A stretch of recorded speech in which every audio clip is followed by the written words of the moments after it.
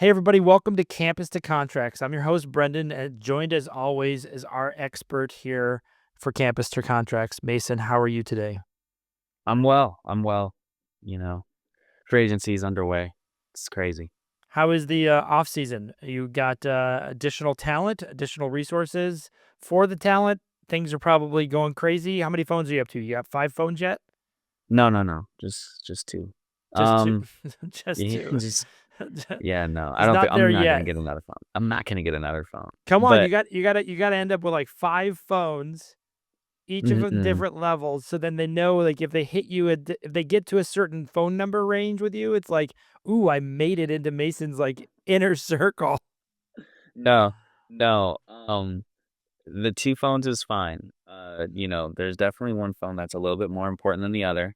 Definitely depending on who's calling. But yeah. Um, you're in the middle of a lot of things. The UFL is pretty much underway. The CFL is starting to finish up their roster signings. The NFL's free agency is pretty much started up. Yeah, And then your guy from Duke got a huge pick me up from the Colts. As you can see, if yes, you my recognize quarterback in college, Daniel Jones. Yeah, yes, your quarterback is still playing and still has a future for those that don't believe in him. he's a baller. Relax. He is a baller.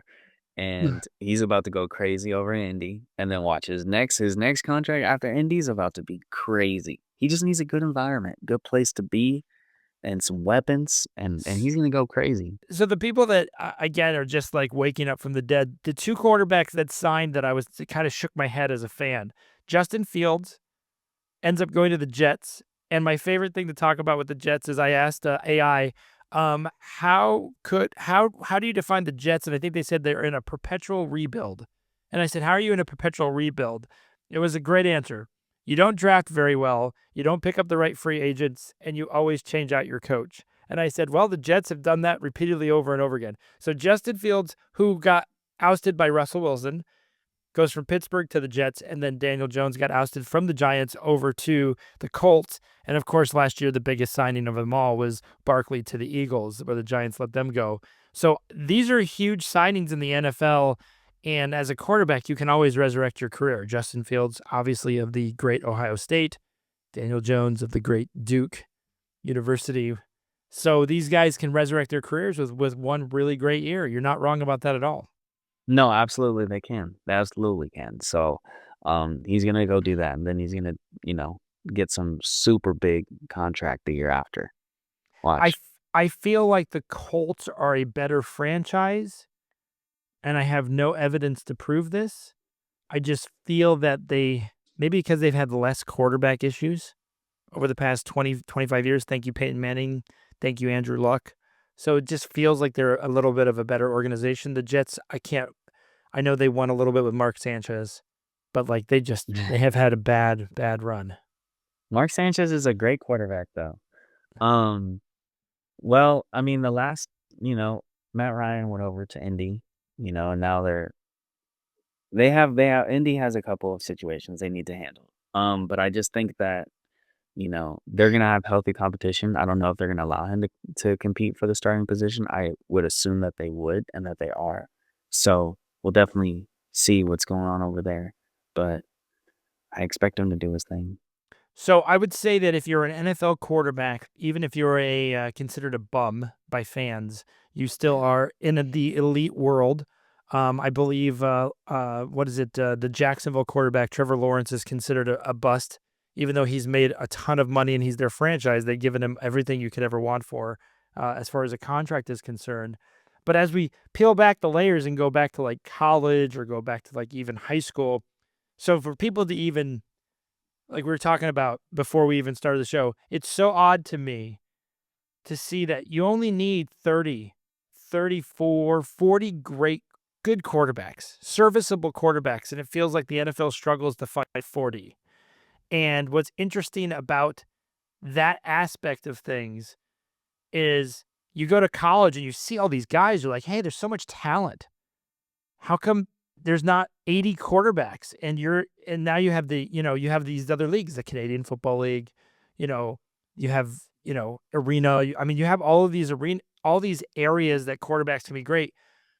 As a quarterback, how difficult? Go over that. How difficult it is to get to the top, to get to be one of Well, those guys. the position itself is the hardest position on the football field. So, but think about it, right? Every position, if we just start off even at Pop Warner, right? No Pop Warner team has 5 quarterbacks, 6 quarterbacks, right? You can have 5, 6, 7, 8, 9, 10 receivers and defensive backs. You're gonna have to at least have 8 offensive linemen. You're gonna have to have hopefully at least 8 defensive linemen. But the number of a quarterback on any team is always gonna be low with how many that you have, right? So then you go up to high school. Now the position's a little harder, the players are a little faster, everybody's a little better, your IQ has to be a lot higher, and that naturally, even from freshman football to JV to varsity, you're gonna see which players can continue to play quarterback and which players cannot. So you're gonna constantly get, ridiculed, and you're gonna constantly get just super stiff competition at that position quicker than you would any other position. You for a lot of high schools, you're gonna have to be the guy to be the starting quarterback. But to be a corner or to be a wide receiver on the team, you don't necessarily have to be the greatest player on that team or the best athlete at that school, right? There's so many of those positions to where a person, a player, an athlete with average or slightly above average talent level can be a starter on major high school teams. You're Then abs when you get to college, it just gets worse. If you're on that college field, you're gonna have to be a person that in normal circumstances dominates. And then and you just have the difference between the great quarterbacks and the average quarterbacks. and I think the comparison that I had was to a goalie, and I guess that makes a lot of sense. You can't just take somebody who's like a third liner or somebody who just, is good with the puck and just put him in at net and he'll be a good goalie. That's not even remotely possible. Yeah, no, no, not at all.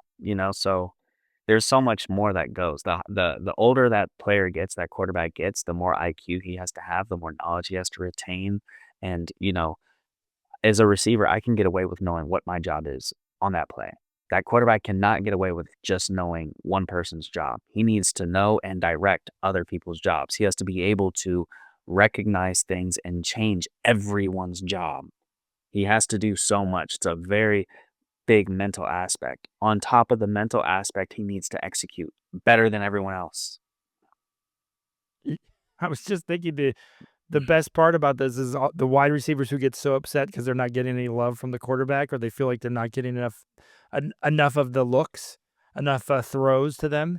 And I always, it's kind of the way you put that is like somebody who's just like upset in a company, like you're the cube guy and you're just upset because you're not getting enough, and the manager's too busy like spreading everything.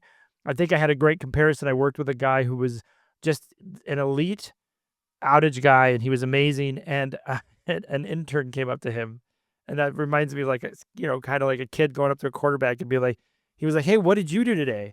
And he looked at me, and goes, "I slayed a couple dragons." What do you mean? What did I do today? And he immediately put him on night shift because he was questioning him. It would literally be like a wideout going, how come you're not doing this? And the quarterback's like, get him out of the first team. I'm not having him on the practice squad guy coming up to the quarterback like, why aren't you looking my way? It was that kind of level. Like, you're not even on my level of thinking. Like, why are you talking to me?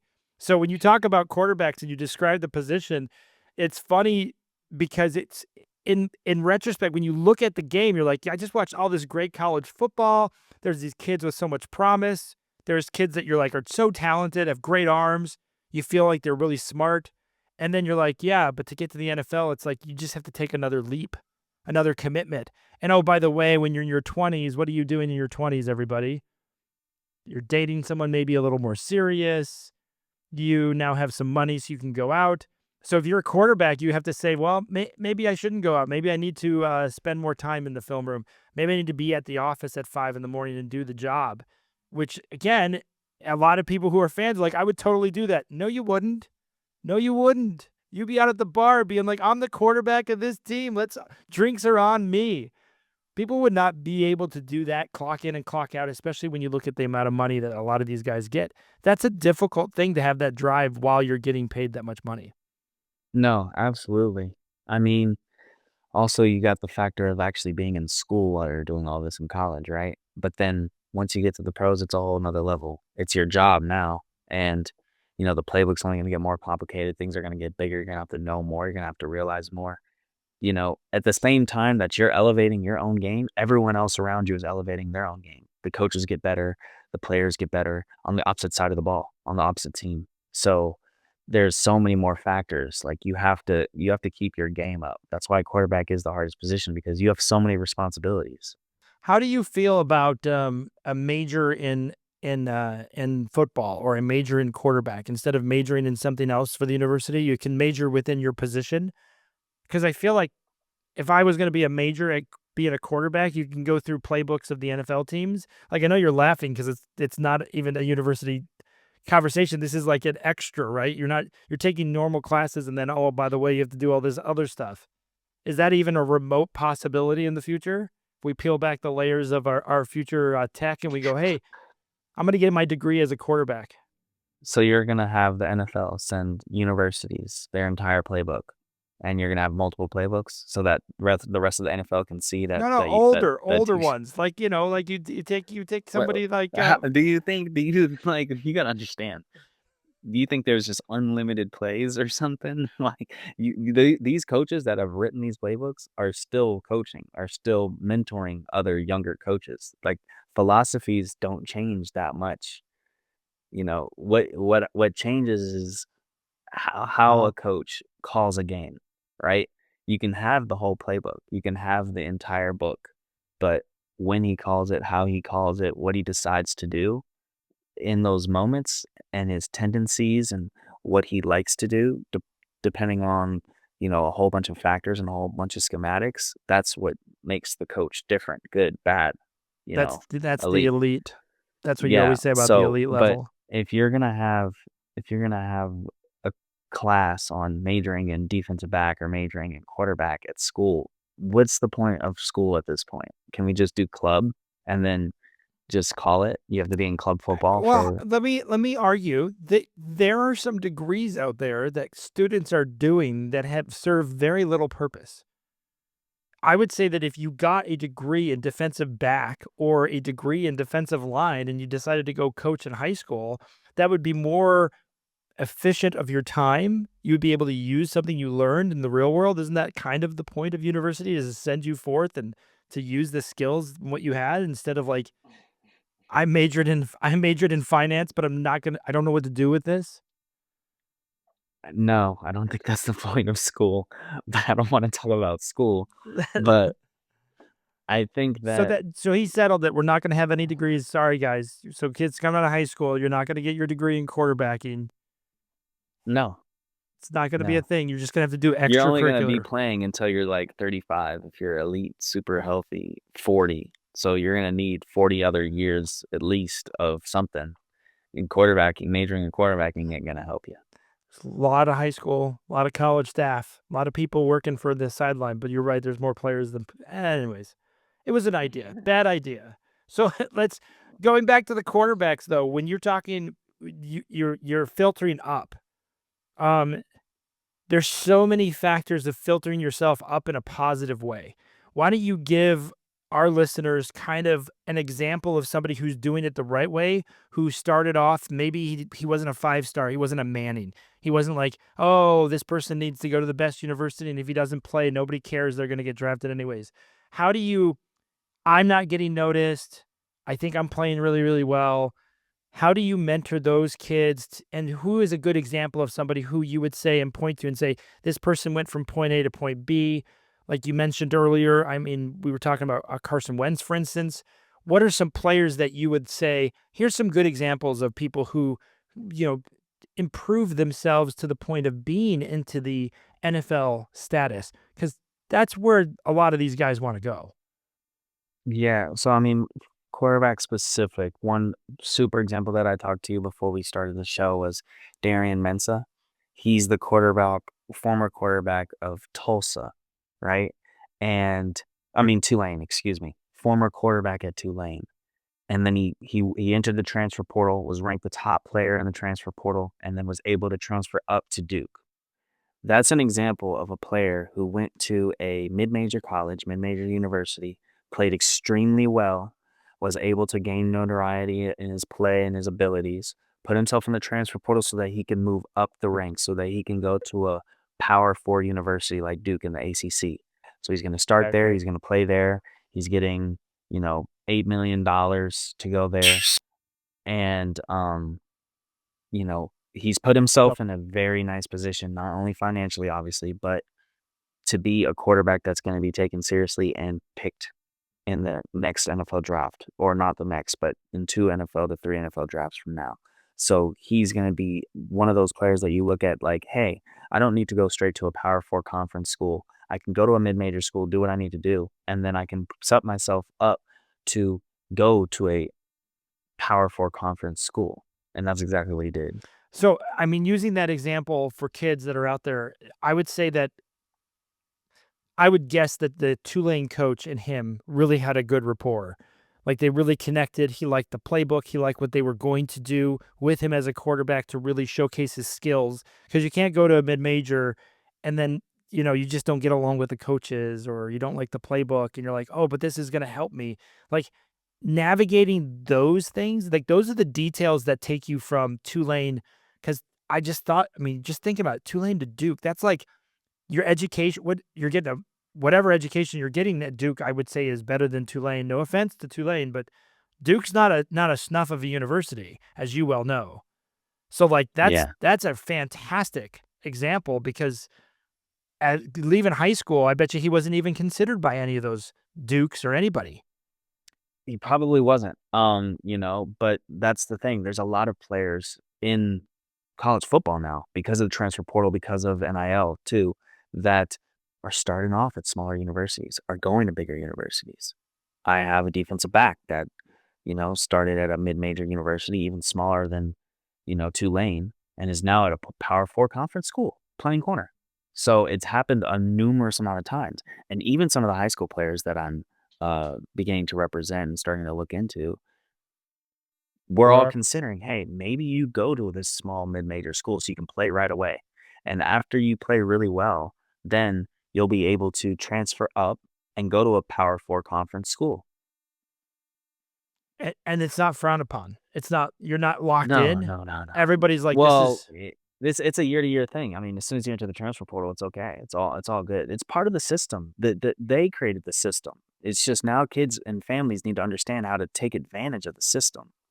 You don't have to go straight to Power 4 anymore. It's very possible to get to the NFL, get to that contract if you play it smart. You have the ability to play it smart now, right? Even those kids from junior college. Junior college used to take away 2 years of eligibility. You get 4 years of eligibility after 2 years of junior college. So you get extra time and you can maneuver the way you need to maneuver. Whether your problem was academics, whether your problem was size, whether your problem was skill, you could still go to a solid college, upgrade your academics or upgrade your skill because your size isn't going to probably change. But you'll be able to then put your hat into the transfer portal and see what's going on. Am I going to be able to go to a P4 school? when would you say, like, as far as a recruit effort, because again, this whole climate's changed so quickly. I have a talented kid.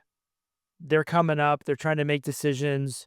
They're looking at certain universities. You know how kids get attached to certain universities. I want to go to Stanford or I want to go here or there. It feels like you almost have to manage the desire of what they think it looks like or what they thought it looked like versus what it actually is. Like, it's almost like you have to peel back the layers for them when you have a player to say, "Hey, this is a new environment. You don't need to jump right off and get into Duke, for instance, your freshman year. You can still make it to Duke.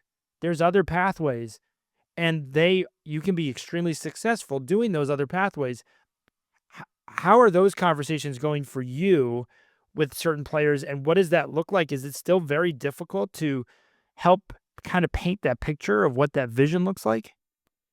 Honestly, I'm running into a lot of both players and parents that have a very skewed version of what's going on. A lot of people are kind of stuck in the old-fashioned way of recruiting and how basically it's just, I want to go to the biggest school possible so I can go there and play. Or some parents and some players are just like, I want to go to the school that's going to pay us the most. If your point is to go to the NFL, that's the wrong attitude to take. What I tried to explain is that because of the transferring rules, because of the situations that, are available to you, the tools that you can use, it's not a Bad, bad bad. idea to go to a smaller school at first. You can play Eh, early.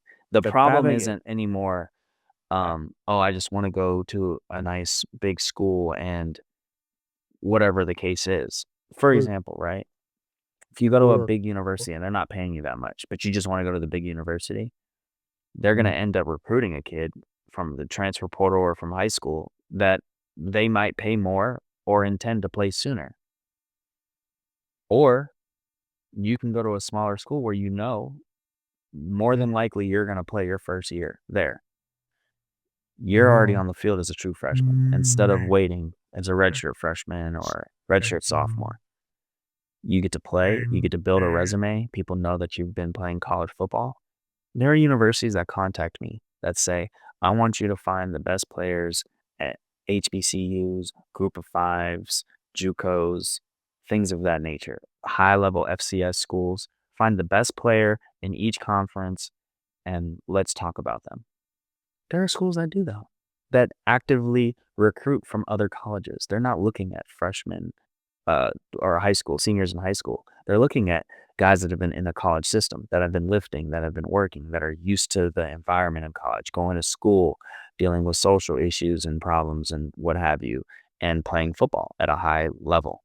That's what a they're looking for and now. the other thing you would probably argue in your behalf is that because they're playing that early, you have film, and Yeah. being on film is, I think, one of the most important things. It was when I dabbled a little bit in high school football here in Arizona. For those that were wondering, I had a great career of breaking down film for kids who were trying to get recruited. It's really simple, everybody. You're either in the frame or you're not. And if you're not playing, there's nothing for you on film.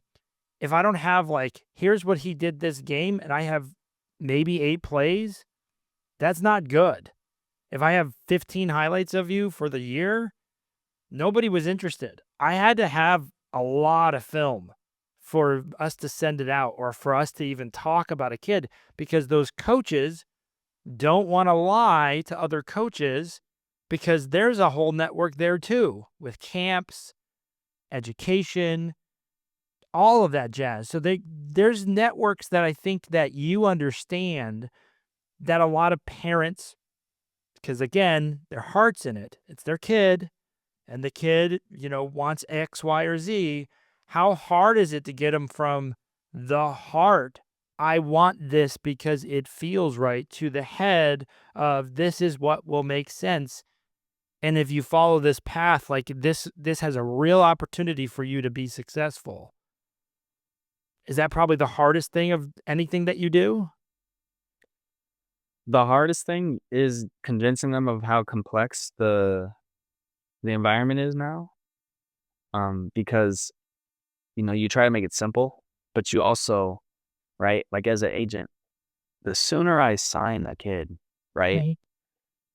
the more Or I'm responsible for their path because I got to make sure everything's going well for high school or the remainder of high school, that they choose the right school or that they're okay with their decision. I need to be able to make sure that if a pivot needs to be made, it needs to be made as soon as possible, swiftly, and to the right school to give them the best opportunity. Because my only goal is to make sure that they get to the NFL, right? It's not that I'm recruiting kids who are juniors and seniors in college anymore to where it's like, I think he's going to the NFL because of everything he's done. So I'm just going to try to sign him.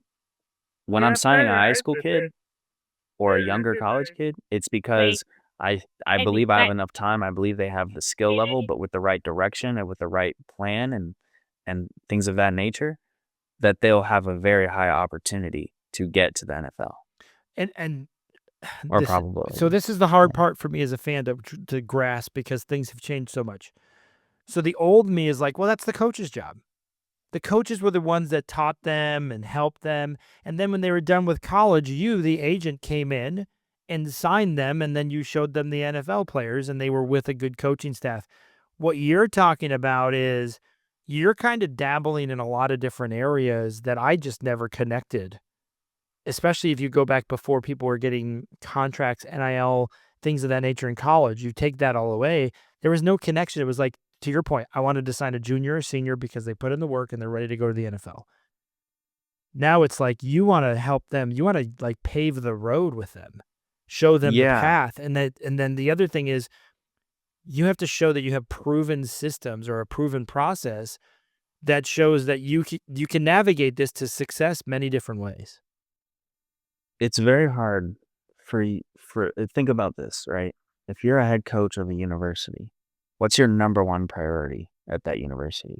Win, That's it. talent, Win. It's just win. You need talent to win. That's a secondary priority now, right? Your priority is not lose the talent to the NFL. That's not a priority for you. That's actually against your priority to win. I need the best players here for as long as possible. That's that's how I win as many games as possible. so if I get the My best, agenda if I is get the 5-star freshman, I get them for 3 years before they can even be drafted. So that's a win for a university program, if you will.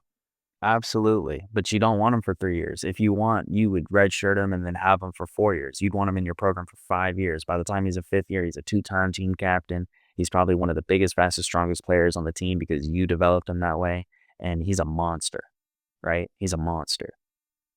But my agenda is not that. My agenda is completely the opposite of yours. I do not care how many games you win. I care if my player is doing well. I care if he's in a good situation and environment. I care that if he graduates on time, if not early, and I care that he's putting himself in the best place possible when it comes to his draft stock. That's my goal. And it's We have real. conflicting goals. So it's real easy as a fan of any of those programs to be like, that's why you're not helping. That's why you're not helping the game. Who isn't? If I care about my team, let's just say I put on my Ohio State hat, my Penn State hat. I want my program to win a championship. I want it to win several. You're talking about it as these people are corporations that you're trying to get to go public, if you will, and whether or not my university gets the benefit of that is doesn't matter to you. Well, You want him to be great because you need him to be great. So the mhm. byproduct is he'll be great at the university he's with, but you're not talking about the language to a college fan. The college fan has the team logo on their chest. They drove on Thursday. They've been partying since Friday night. They're ready for this game on Saturday night. These players can't leave. They're bleeding my team's colors. Even when they go to the NFL, they still you know this. They went to my university. What did we say earlier about Daniel Jones? Duke University, that was my quarterback. That's how they It feel was. about it. Yeah. No, absolutely. But here's the thing. If I send one of my players to your university and he does well, he's treated well, the coaches and the staff does exactly what they said to him, what they promised him, and he plays early and he has a great career. What about all those other kids that I have in the chamber? All the other 5 stars and 4 stars. I'm your direct line to those kids. So, in essence, the university is still in control because if you treat the kids that I send you well, I'm very inclined to tell the next generation how well they've treated other players of mine. What has happened at this university with other players of mine. So I'm not taking control away. I'm just making it more balanced because now you're not arguing or you're not recruiting a parent with one kid. You're recruiting an agent with several with years to come. Oh, that's a good line. Because again, unless I have like 5 children in my, I have 10 kids. This is the first of 10, and they're all awesome, which is not happening. That does not Right. occur. But to your point, it's like, hey, you got to look out for this one because I got all these other ones, and if I'm a parent, I like that a lot better if you're representing my kid because me representing my child, I'm just representing one of one.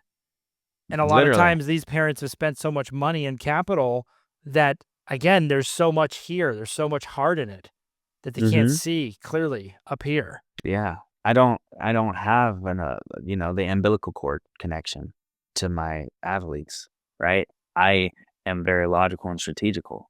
If I send a kid to this university and that university lies to the kid or says one time, "Hey, we aren't gonna have enough room because we out-recruited in the transfer portal," for example, or we, have to do this, we have to do that.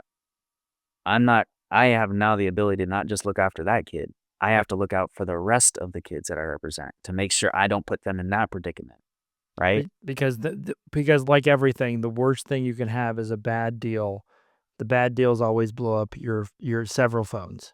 Exactly, exactly. So, you know, teams and universities alike have to now be mindful because when you're dealing with an agent who has other players and they do, and you're actively recruiting those players, you got to be mindful of how you're recruiting the current player that you have of his or hers on that roster, right? So Like it keeps a lot of like people in check. Now, I'm not saying that if I have a player go to your university, if you don't play him, I'm never sending you a player there again. But I have constant communication with coaches. Hey, he's not doing this. Hey, he needs to turn this up. Hey, like he's doing all right. Hey, he's doing really well, right? Okay. If the player goes there and doesn't perform, I can't fault the university for that, right? I can't. Now, what happens is that the player can be like, "Hey, Mace, like I'm not playing. Like, get me out of here." Now I got to talk to the coaches. I got to get their feedback. I got to talk to the player, get his feedback. And it's like, okay, the coach is always going to say he wants him here, he likes him, and then he sees him in the future. I'm not going to get a different answer than that, right? Now, some and relationships I have with coaches are better than others, right? And if the player and feels that he needs to leave in order to play sooner, in order to get to his goal, which is the NFL, right? Because my only goal for all of my clients is to get them to the NFL. It's not for them to win a national championship in college. Because if that was the case, I'd put them all on the same team. Right? But it doesn't work like that. Because if I wanted to be the agent that has the most national championships in college football, I would put every single one of my clients year after year after year after year on the same exact college team. and then That you school would not lose. and then everybody is like buddy buddy. But I also look at it Exactly. from a parent's perspective. So from a parent's perspective, if your kid calls you up, they're like, I'm not getting playing time, I'm not getting treated well. You, as the parent, again, thinking with your heart, you're going to talk about transfer portals. You're not thinking Yeah. strategically. You're not thinking, I may leave this. I mean, they could be leaving a great situation where the coach is setting them up for the future for something that isn't that great just because they're having that emotional reaction. And I think that's the hardest part when you have kids is who are playing a sport is you see how much they care. You see how much work they put in. You see how hard they have they just have every morning or every night all of the things that they're doing, and it's hard for you as a parent to turn off that heart and say, "Yeah, but you're not getting the playing time because there's just somebody a little bit better than you." That's a hard Yeah. conversation to have with your child.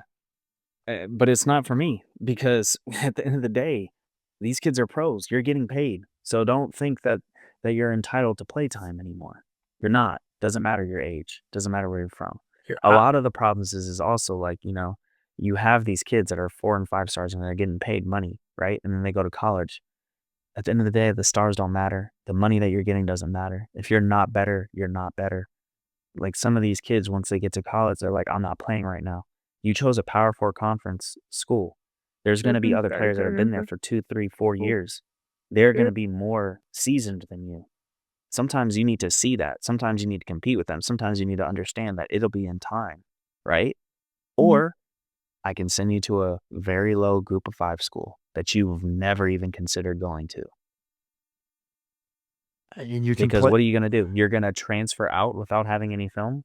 You haven't played, and you think transferring out is gonna help you go to another school? no chance. That's gonna be a rough transfer. You're gonna have to rely on a lot of coaches to believe that you're still the same player 2 years ago, I I and I you're a year older. I just keep thinking like again, if you're not on film, no one sees you. I remember that when I was doing the high school film for It's kids. it's it's the biggest It's deal. very basic. What I tell my clients now, and for the audience, if you're a student athlete or parent watching this, as soon as you get on campus, everything's recorded. You need to get your practice film off your iPad, whether it's screen recording. You need to have a spring practice film mix. You need to have a fall practice film mix. You need to have, if you are playing, get all your game film together. You need to actively do that. That is something you should be actively always doing, because as soon as it crosses your mind that you think you need to transfer, you have the film ready to go. Hey, I just got here as a freshman. Got here in January. I want to leave in April. So if you show me all your spring ball film, your spring ball highlights, and all of that, you have now film that teams can actually use in real time and be like, okay, this is who he is right now. This is how he's playing, right? They're not going to have to be like, oh, is he on the fourth string, third string, second string, first string? Because fourth string's better than high school senior. So they're going to look at the film and see the talent that you have. And if they like it, then they'll take you. If they don't, then they don't. So I you need to actively get your film. I wanted to go into the kind of the last topic of our show today. Um, this is something that seems to be happening with colleges. And I'm just reading the news reports because they always like to report this because it's always the popular guys. Apparently, Steph Curry has an assistant GM role with his University of Davidson. And I also read that I think Andrew Luck is somewhat supporting Stanford in some kind of an assistant GM role for them as well. So as you see these, obviously, everyone recognizes those names. Everyone Yeah. knows they went to those universities. These universities probably don't need to pay them a lot of money for the notoriety. Maybe they do, maybe they Hmm. don't. I don't know what the contracts look like. As you're hearing this and as you're seeing this, this is obviously a draw to get players and kids' attention because obviously Hmm. Steph Curry, Davidson, who doesn't want to go play for underneath him? If you can, he's great. So with universities doing that, do you see this becoming a regular kind of occurrence where you're taking the currency of the player who graced your university to come back to help support and bringing some of your players to their university just by name recognition? Yes, but it's a little bit more than that. When Deion Sanders took the job at Colorado, right? Everyone jumped in the transfer portal. Some of the best players in the country, even starters at their current university, jumped in because they want to go play for Coach Prime, right? So the recruiting obviously helps. But to understand the GM job and what they're doing. So Andrew Luck is the actual general manager at Stanford, right? Steph Curry is the assistant GM. He's an assistant simply because he doesn't have the time to be an actual GM. He He's still an can, NBA player. like, he's still in the NBA. So, like, but basketball, way easier to manage. In basketball, he can call up coaches that he knows in the Bay, Southern California, Florida, North Carolina, the DMV area, Jersey, right? Whatever. And be like, yeah, I want this senior to come to my school, right? That's his job. He can literally recruit for the school and get them to come there.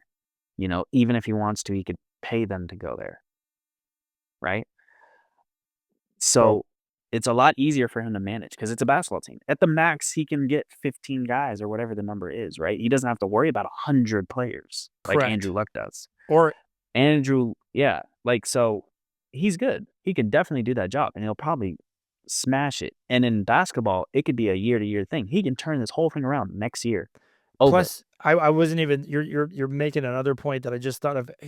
Steph Curry has all these camps for junior high kids, high school kids, where he Yeah.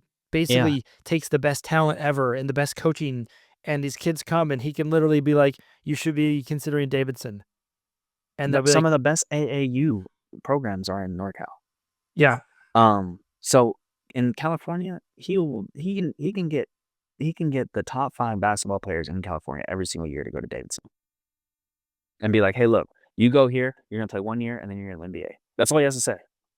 Imagine that, a FaceTime call. He goes to the McDonald's All-American game and says, "All right, I want 10 of you guys to come to, or 5 of you guys to come to Davidson next year." I'm there. I mean, Like, what are we talking about? one of the Um, best players." So let's go to Andrew Luck, which is again, that's Andrew Luck, a lot harder. these are interesting stories to say the least. Andrew Luck, a lot harder of a situation, right? You're at Stanford, right? Sort of like Duke, except now it doesn't have the same football, reputation, right?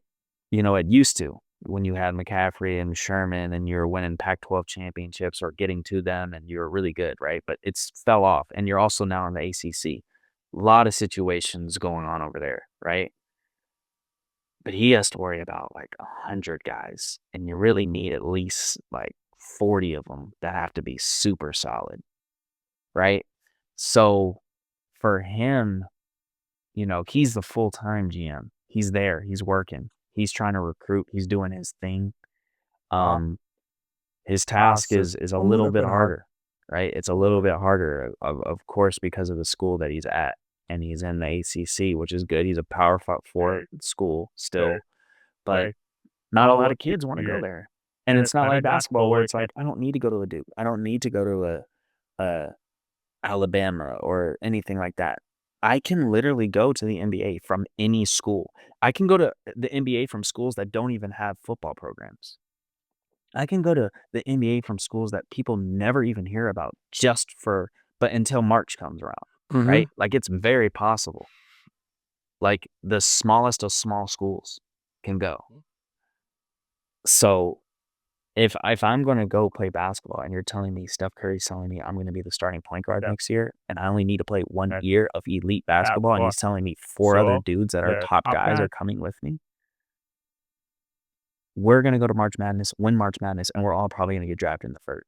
We're probably all gonna get drafted. Like, boom. And then we're all in the NBA after 1 year. So it's Basketball is a different mindset because in football, you have to still go to school for 3 years. Am I really trying to go to Stanford for 3 years if I don't have to and do all that schoolwork and play football at the same time with every other game being 6 hours because I'm in the ACC, but I'm on the West Coast oof. and every other team is on the East Coast, right? If I play a noon game if I play a noon game, it's 9 a.m., which means I had to wake up at 5 to get ready. Getting up at 5 a.m. for games now? Come on. To play at a noon game? My clock is messed up.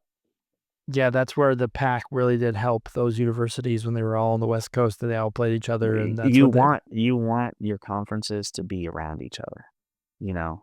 For the other teams that went to the Big Ten, I'm playing in snow half the year now? No, sir. I went those USC, UCLA, right, would have to just play snow maybe if they went up to Washington, if they went up to Oregon State, right? If they went up to Washington State in November, December, maybe. Maybe. But now it's guaranteed. Every year, if you're playing Iowa, Penn State, Rutgers, Maryland, it doesn't matter. They're all up there. Michigan State, Michigan, like Ohio State, none of them have domes, right? Yep. So you're playing in cold terrain for half the season. And I also the other point that you made, you have 3 years, and Stanford is not a easy school. Stanford No, isn't just like, "Oh, I rolled out of bed." When kids who are just nerd kids get into Stanford, they're celebrating that. Like, they're not doing any sports. They're like, "I got into Stanford." They're jumping around. They're excited. So I would say I would agree with you on the, comparison, both with basketball versus trying to get NCAA, but that's a heck of a hard job he's gonna have. it's super hard just because of how many players, right? Um, and then here's the other thing. As soon as he recruits good players and he does well, every other school is just gonna cherry pick his team. They're gonna call someone like me or an agent or someone, or those You kids are gonna jump in the transfer portal because they know their value. They're like, "Hey, look, I just went all ACC out of Stanford, right? I'm not getting paid $1 million. I put my name in the transfer portal in about 3 days. I'll get $1 million." That's it's wild Stanford doesn't have better NIL because of their location. It's wild that UNLV is not the number one school in the country. Because of their location. Like, what did we talk about? In my opinion, UNLV should be the number one school in the country every single year. It's really it does there's I mean, You're gonna tell me, "Hey, win, holla at me. Can I get some money to have the best school in the country, and your name will be on everything?" It's a no-brainer. So that's I mean, so do you see this trend continuing where a lot of these ex-athletes will just be a part of, some kind of a GM or some kind of a role with the university in their athletics department?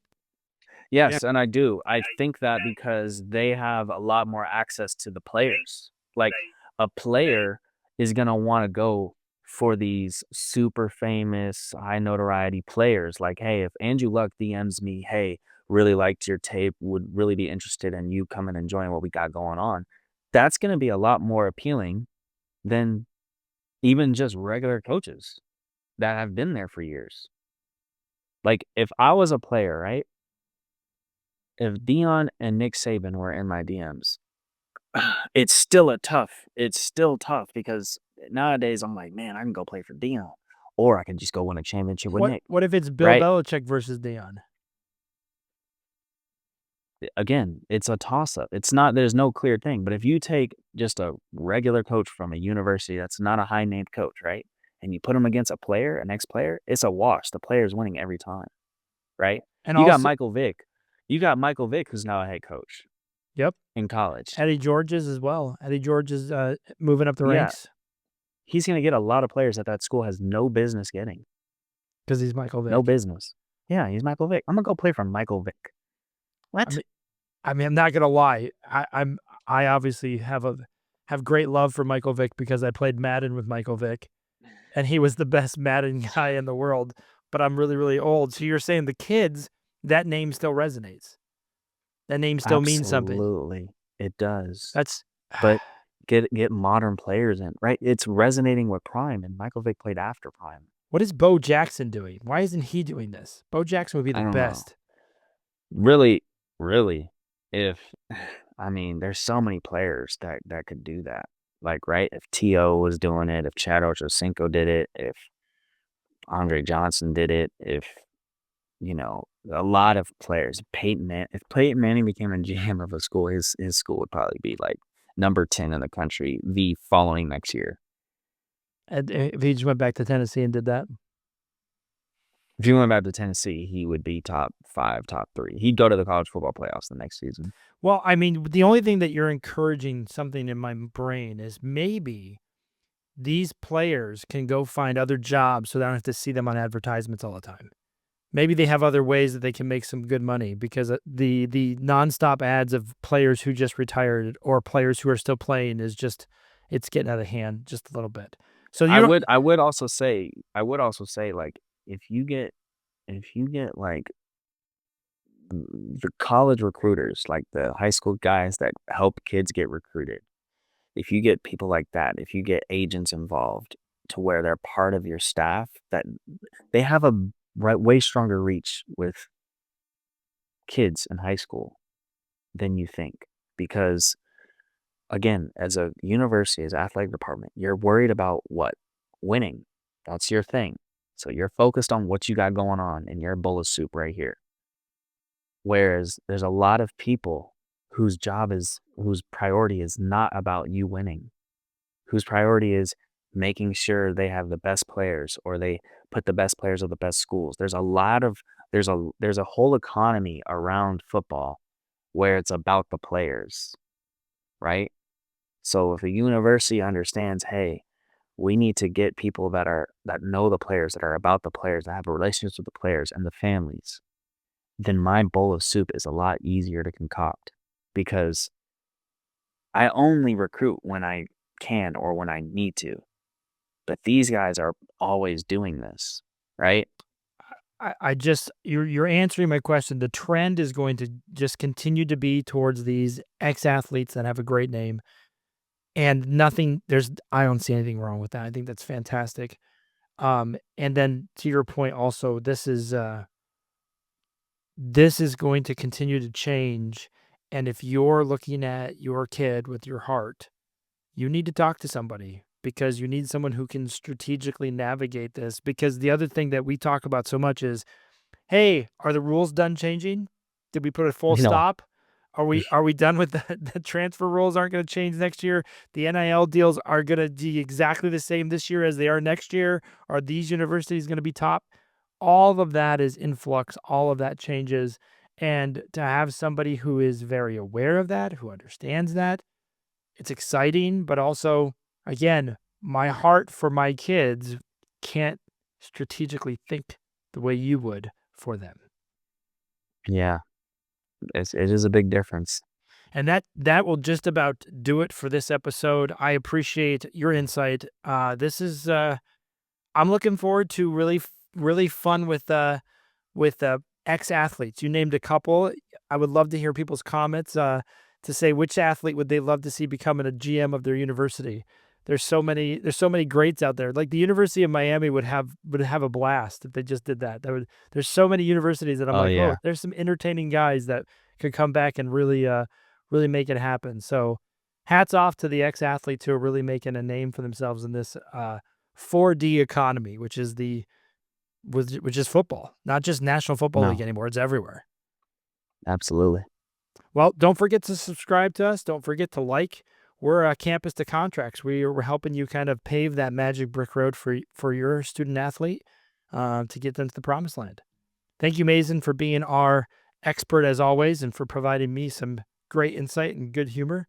And I am your host, Brendan. Thanks, everybody. Appreciate you. Bye now.